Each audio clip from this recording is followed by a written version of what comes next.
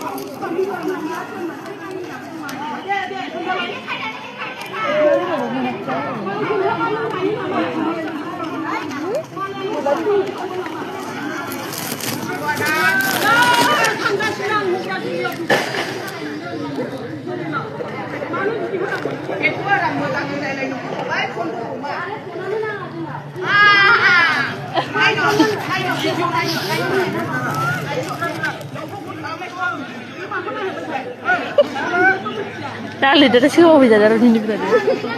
Ay, dirinya wajah no lah. Lebih baik.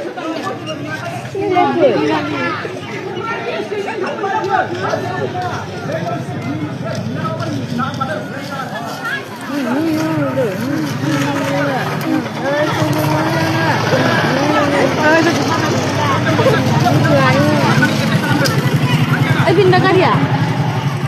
Hah? Ubi. Sini. Ubi ini. Ishnya.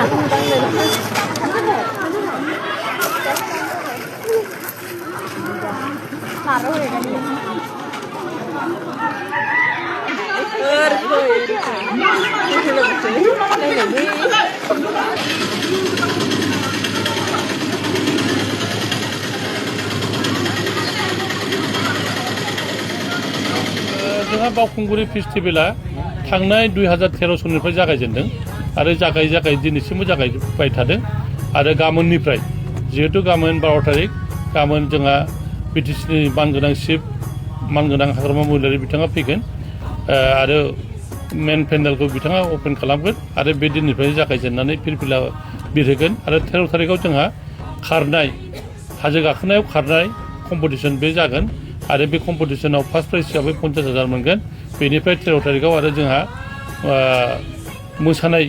बैसागु मोसानाय कम्पिटिसनबो जागोन गिला गेलेनायबो जागोन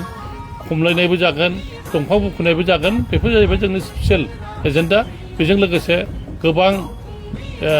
जानाय माने फुड दङ बेखौ जानायखौ बयबो जाफैगोन आरो बयबो गावबा गाव चइसनि थाखाय आं बयखौबो खावलायबाय बायदि मैया दं गोबां रोखोमनि जानाय मोनगोन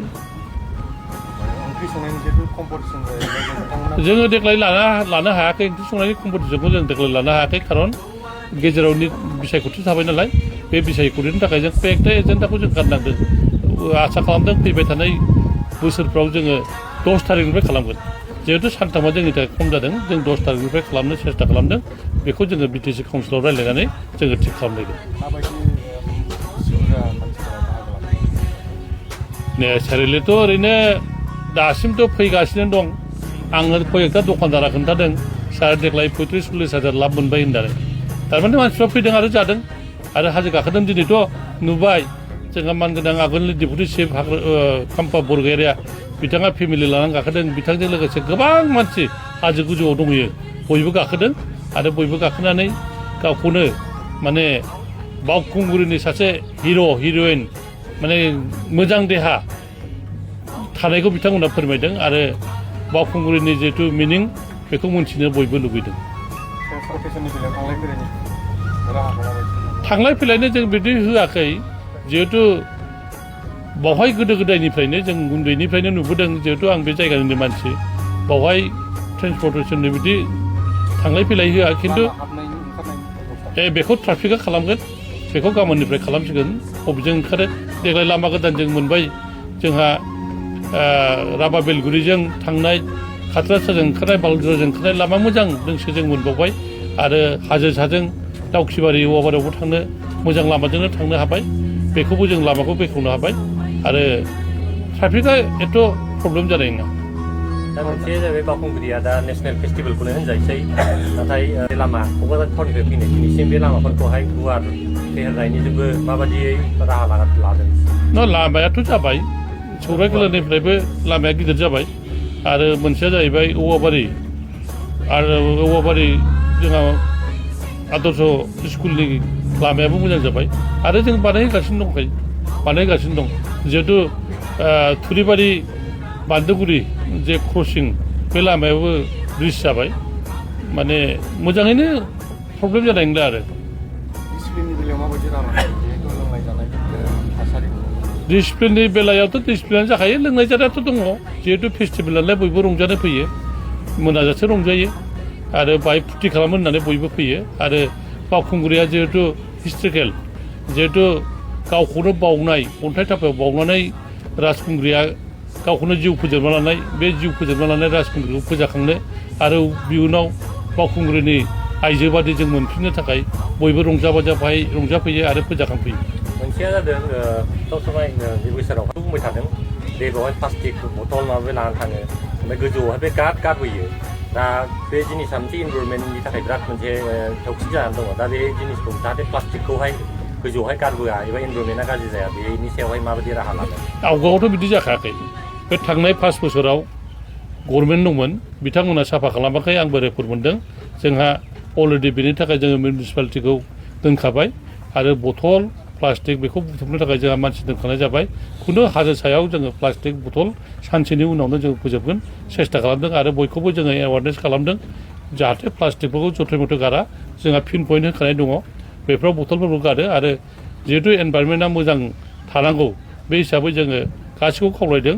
जथे मथे गारलाबायाबालानो जेराव जों होखानाय जायगा दं बेवहाय गारनो थाखाय आं बयखौबो खावलायबाय खारनाय बादायलायनायाव गुबुन जायगानिफ्रायबो बाहागो लाफैगोन बेवहाय नेसनेल बेवहाय बेनिल' नङा अल इन्डियानिफ्राय हिमाचल प्रदेश काश्मीर गोबां जायगानिफ्राय पान्जाबनिफ्राय फैयो गोबां जायगानिफ्राय फैयो झारखन्डनिफ्राय फैयो गुबुन गुबुन स्टेटनिफ्रायबो बेवहाय पार्टिसिपेट खालामो आरो जायनो देरहायो बेनो प्राइजखौ मोनलाङो बोसोरफ्रोमबो बिटिसि खुंथाया बे फोरबोखौ खुंगासिनो दं मा उद्देश्य लानानै खुंनाय जायो बे उद्देश्यआ जाहैबाय नेचारेलि बेवहाय बावखुंग्रियाव संक्रान्ति दिना माने 14 तारिखआव जोंनि बे एरियानि क'क्राझार एरियानि मानसिफ्रा लोब लोब हाजो गाखोयोमोन आरो बे लोब लोब हाजो गाखोनायखौ लानानैनो 2013आव जोंहा बिटिसि काउन्सिलाव जों रायज्लायनानै बेवहायनो बावखुंग्रि फेस्टिभेलखौ जों बुजाबनाय जादों आरो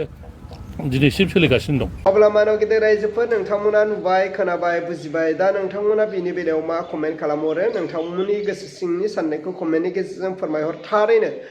बै आलु मैदेरमोननि बुज्लायनाय नांज्लायनाय बैफोर बाथ्राफ्रा बेसेबां गनायजाथाव फारसेथिं बिपिएफनि दैदेनगिरिफोरनि बुंनाय बाथ्राफ्रा बेसेबां गनायजाथाव बिनि बागै कमेन्टनि गेजेरजों फोरमायहर अब्ला रायजोफोर दिनैनि भिडिअखौ आं बेखिनियावनो फोजोबबाय भिडिअखौ मोजां मोनोब्ला लाइक लोगोसे चेनेलखौ मोजां मोनोब्ला साबस्क्राइब